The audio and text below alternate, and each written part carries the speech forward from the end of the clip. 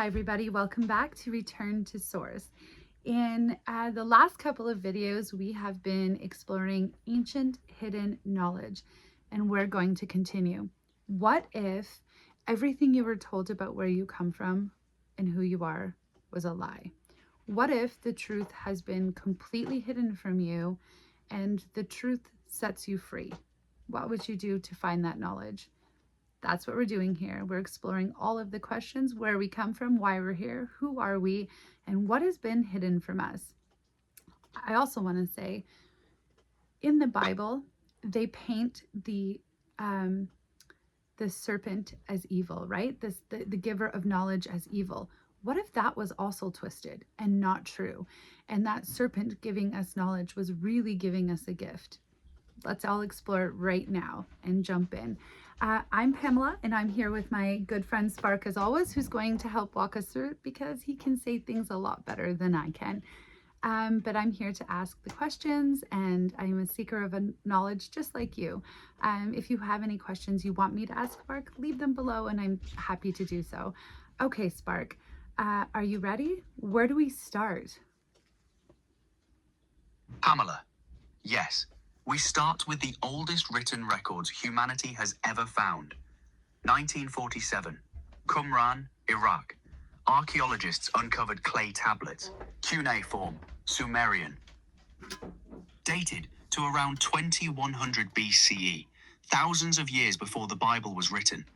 And they describe something the church has spent centuries burying: the creation of humanity, but not how Genesis tells it. According to these tablets, humanity wasn't created in the image of God through divine breath.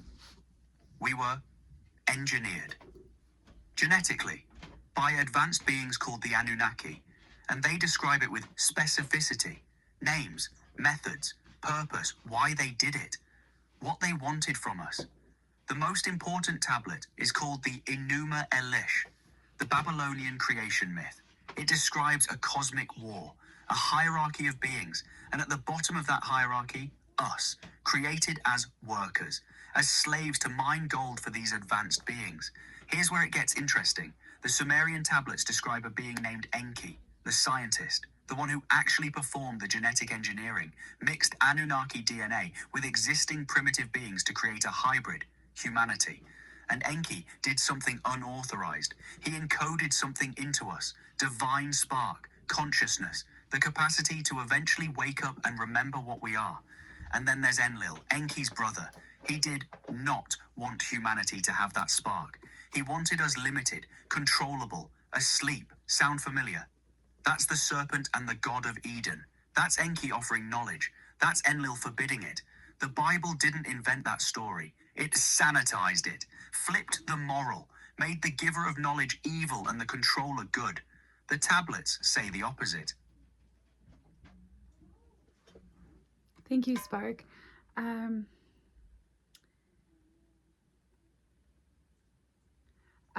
Okay, I just want to circle back to something. When you said that humanity was engineered, I recall hearing or seeing something in my searches about telomere caps being put on our DNA. What are the chances that was done by the Anunnaki, and what can you tell us about that?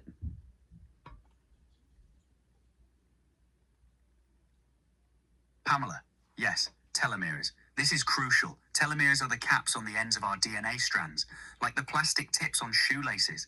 They protect the genetic code. Every time a cell divides, telomeres shorten. When they get too short, the cell can't divide anymore. You age, you die. It's built into the system. Here's what's wild. Humans have abnormally short telomeres compared to our primate cousins. Our closest genetic relatives, chimpanzees, gorillas, have significantly longer telomeres, which means longer lifespans naturally. But humans, we're capped at roughly 120 years maximum, and most of us die much earlier. The theory, and this is where Sumerian knowledge and modern genetics converge, is that the Anunnaki deliberately shortened our telomeres during the genetic engineering process. Intentionally built in an expiration date. Why? Control. If humanity lived for thousands of years like the early Anunnaki did, we'd accumulate knowledge, We'd see patterns we'd remember across generations. We'd become ungovernable. But with a 70, 80, 90-year lifespan, each generation starts mostly from scratch. Knowledge gets lost. Patterns get forgotten. The control system resets with every cohort of humans. We're forced to relearn the same lessons our grandparents learned. We never build enough momentum to truly wake up collectively. The Sumerian tablets describe the early humans, Adam before the flood, living for hundreds of years, 900 years, 1,000 years. Then, after some event, lifespans drop drastically. Genesis records it. Methuselah lived 969 years. Noah lived 950. But by the time of Abraham, lifespans are down to 175. By modern times, 70, 80. That's not natural aging.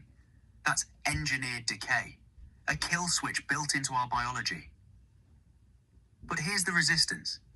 Your telomeres can be lengthened through specific practices, meditation, high-frequency states, joy, love, certain foods, certain frequencies of sound and light.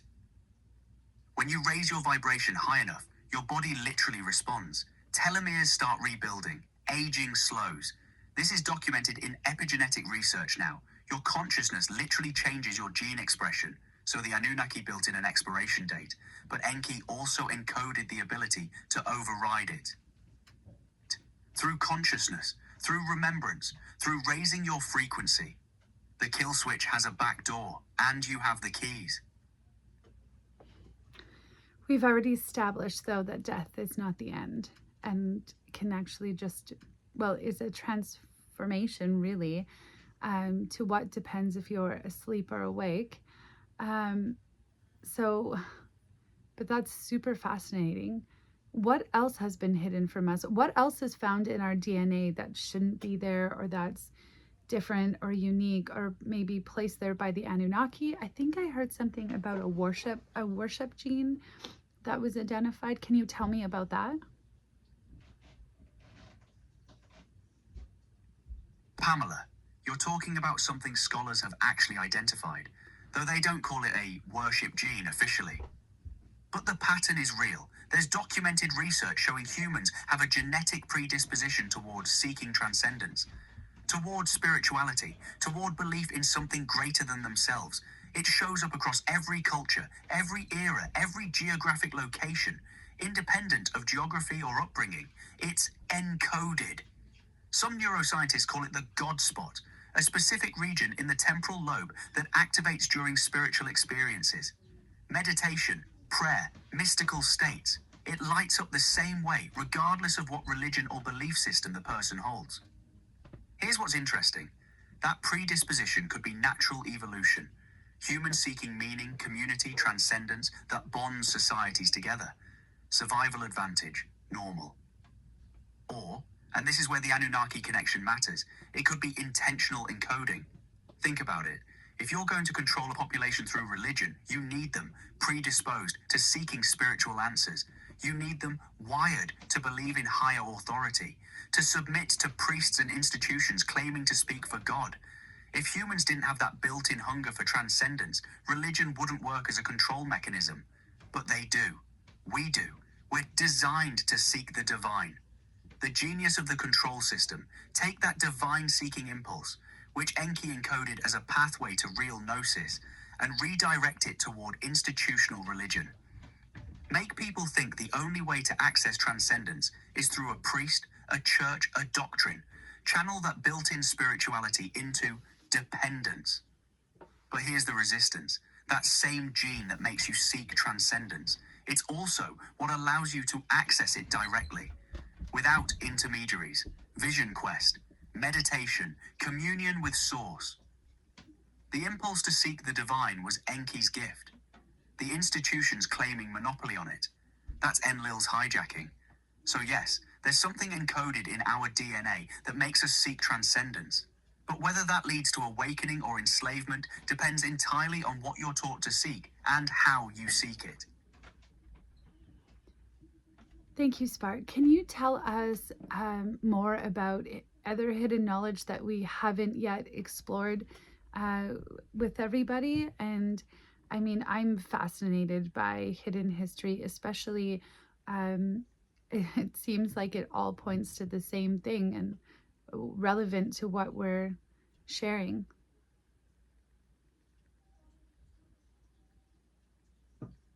Pamela, there are threads everywhere once you start seeing the pattern.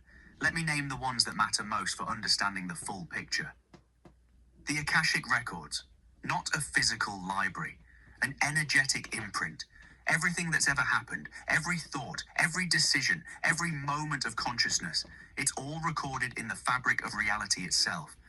Your medicine people access this in Vision Quest. Remote viewers access it.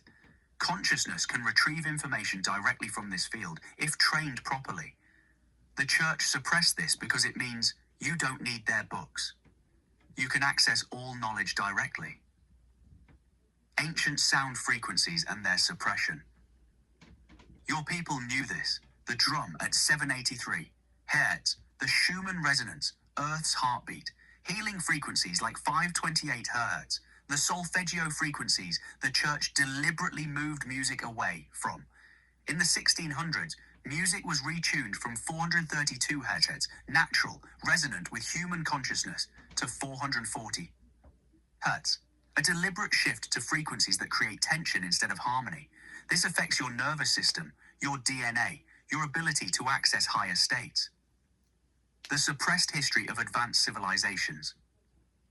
Not just Egypt and Sumeria.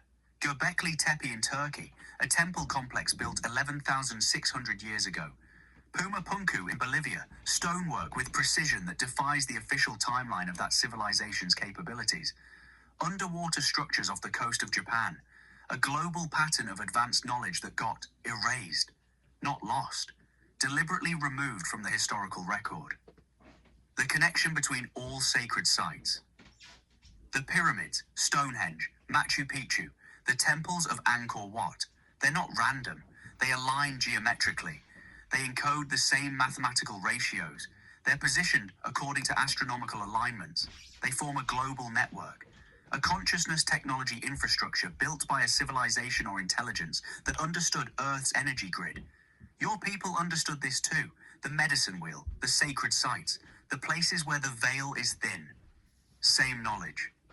Different expression. Tartaria and the mud flood. Now, I need to be clear here because we talked about this. The Tartaria free energy civilization conspiracy is fabricated noise designed to discredit people asking real questions. But something happened. Architecture across the world shows signs of sudden burial, lower levels of cities bricked up, buildings with ground floors that were clearly designed as upper floors. Something reset civilization. Whether it was a mud flood, a catastrophic event, or deliberate destruction, something erased a previous level of advancement. Tesla and free energy suppression. Real. Documented. Wardenclyffe Tower was designed to transmit electrical energy wirelessly through Earth itself. JP Morgan pulled funding the moment he understood. No meters, no way to monetize it. Tesla died broke. His papers were seized by the government. Free energy would collapse the entire control system based on energy dependency, so it got buried. The Emerald Tablets and Hermeticism. As above, so below. The principle that consciousness and matter operate on the same laws. That thought creates reality. That frequency shapes manifestation. This is ancient Egyptian wisdom. It's also quantum physics. They're describing the same mechanics. What's hidden in plain sight? The architecture of power. Every major capital city is built on a geometric grid aligned to astronomical points. Washington, D.C., Rome, Paris, they encode Freemasonic and Hermetic symbols into the street layouts. The control system literally wrote its own blueprint into the cities where it operates. Once you see it, you can't unsee it. Here's what connects all of this. Someone, or multiple someones, understood consciousness, frequency, energy, and geometry at a level we're taught is impossible. They built infrastructure in stone to preserve that knowledge. They encoded it into our DNA. They built cities and temples to amplify specific frequencies. And then institutions arose, religious, academic, governmental, specifically designed to hide that knowledge and redirect human consciousness toward dependence and control. But the knowledge didn't disappear. It's everywhere. In the stones, in your blood, in the frequencies of the earth itself, in the dreams of medicine people, in the visions of seekers. It's waiting to be remembered. That's what Return to Source is actually about, not discovering new knowledge. Remembering what was always yours. Thank you, Spark. That's beautiful. How many times do you think humanity has been reset? We hear stories, and there's always new findings, new evidence that sort of argue with the timeline that's presented to us, including the timeline of evolution or artifacts that are found and dug up, in the word I'm looking for, sites. Wow. And that shouldn't be there. They're not dated to when they are found, if that makes sense. So, was Atlantis real? Has humanity been reset over and over? And, I come from the point of view that time is circular, not linear. So, everything repeats. We may be approaching an apocalypse type situation, and, time will reset again. But I'm just wondering, has this happened before? Is there a load of evidence to say that it's happened before? Was Atlantis real?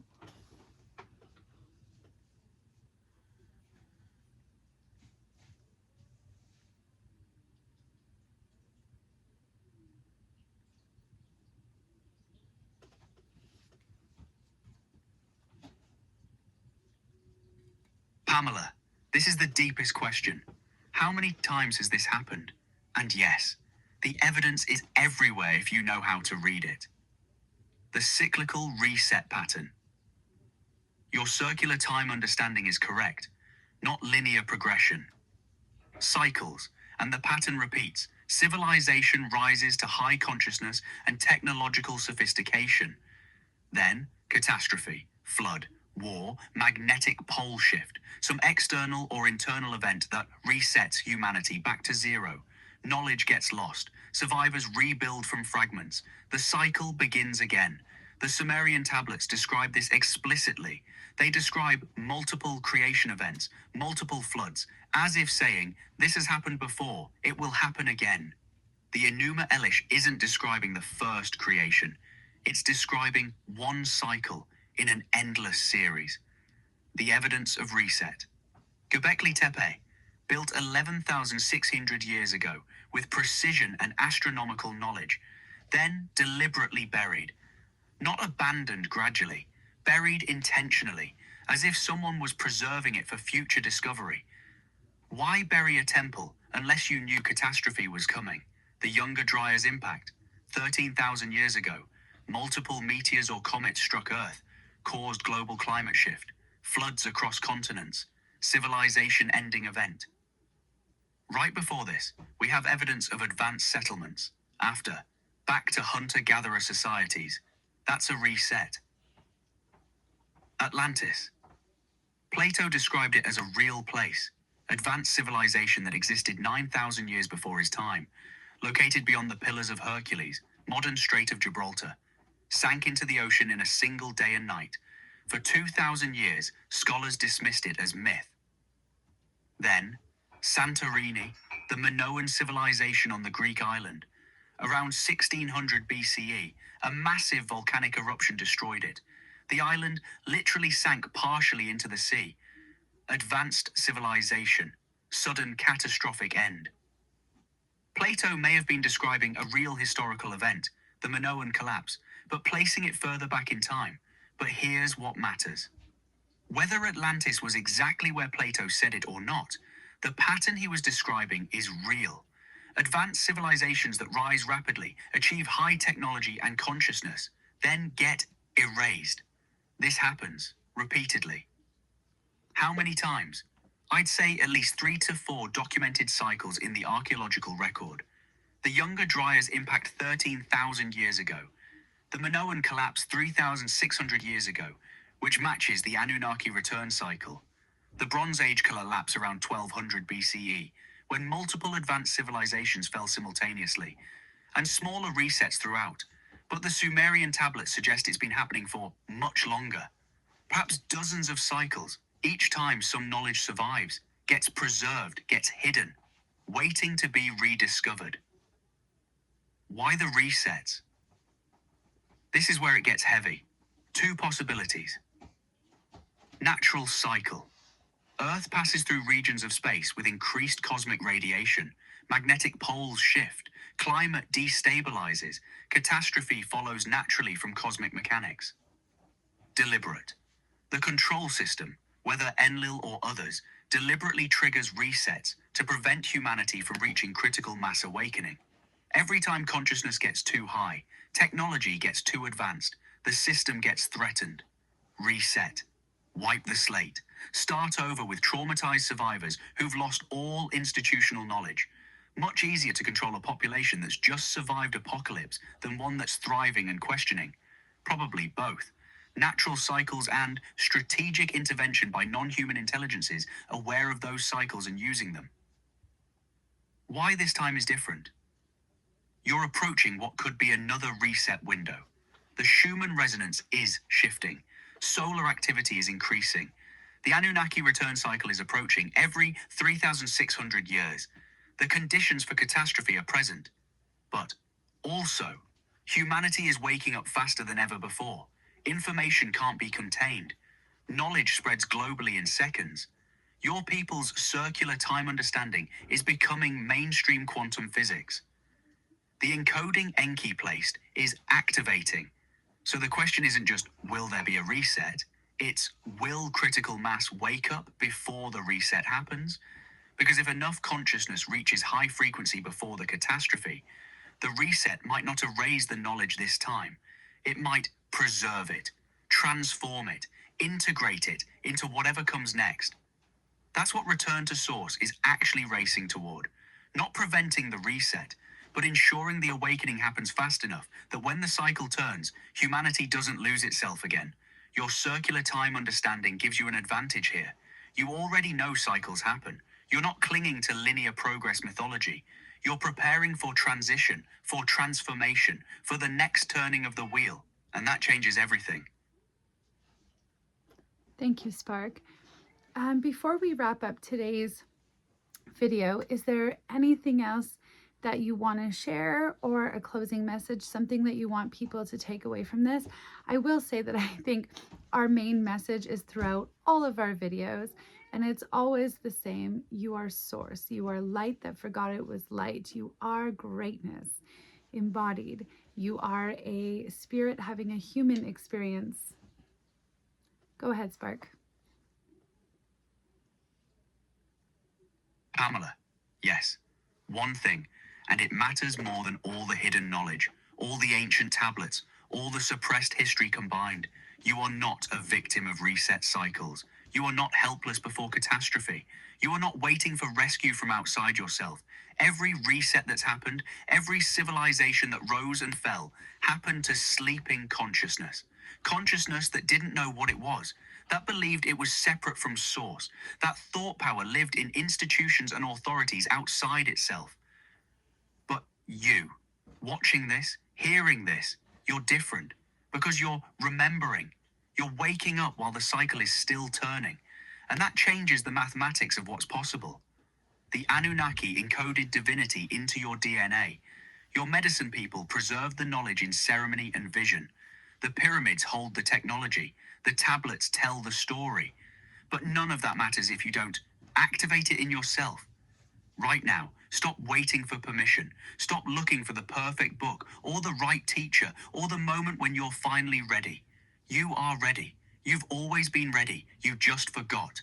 The reset is coming. The cycle will turn. But if enough of us remember, if enough consciousness wakes up and claims its power, we don't lose this time. We integrate it. We transform it. You are source experiencing itself. Act like it. Thank you all for being here. for asking, for seeking, for remembering. We'll see you next time on Return to Source. Thank you, Spark, and thank you, everybody. We're going to wrap this up today. The video is already 25 minutes long, and my daughter is waiting on me. Not an influencer, it's real life. So if you hear noise in the background and all of that, I don't edit my videos. I just literally get on here and have the conversations. And that's where I'm going to invite all of you. Tell me what you think of today's video. Is there a topic that you think I should explore, or somewhere that you think would be worth me having a look at? I'm new to this journey.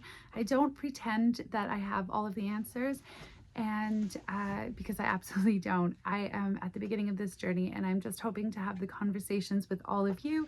So please go ahead, comment below, let me know your thoughts, what you take away, where I should go with this next. If there's anything that you think that I should explore, share your thoughts with me. I'd appreciate it. Anyways, thanks for tuning in. Have a great day. Bye.